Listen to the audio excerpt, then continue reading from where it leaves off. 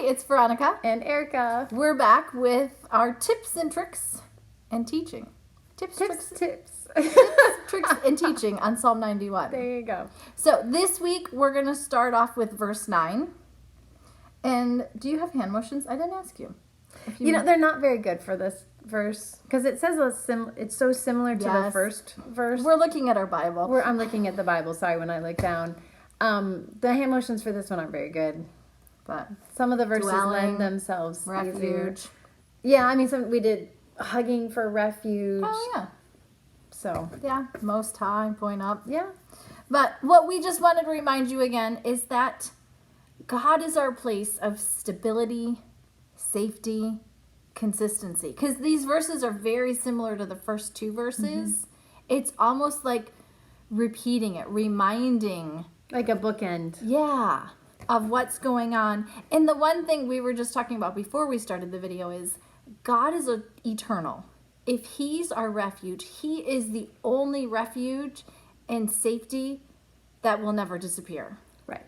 Because if your safety is in your investments, right, or your bank account, or your job, or your home, or your health, all of that, if you watch the news, can be taken away. Yes.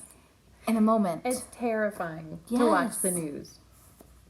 And so if we go, you know what, God, you are the only consistent, eternal place of refuge and peace. Right.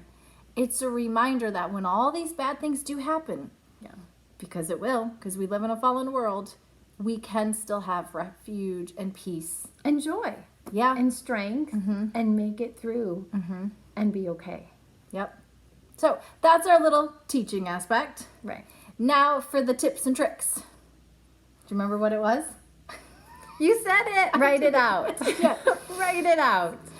You gave earlier the tip of writing it out, like just the first letter. But this time, I mean, and you heard this, I heard this growing up a lot. There's a big connection between your hand and your brain. Yes. And if you want to remember something, you write it out. So if you're struggling specifically with a verse or a phrase, write it out by hand. Don't type it. Write out the entire thing by hand and do it maybe 500 times. Thinking of junior high teachers that had. Write it out. Write it out on a notebook over and over again. And once you've got it down where you can write it out, now can you write it out by memory? Right. So, or if you've already written it out to start with, take it to the next level. Right. Write it out, not by copying. But by memory. But from memory. And that'll help you see where your gaps are. Yes. So, that's our tips and tricks for today and our teaching on Psalm 91, verse 9.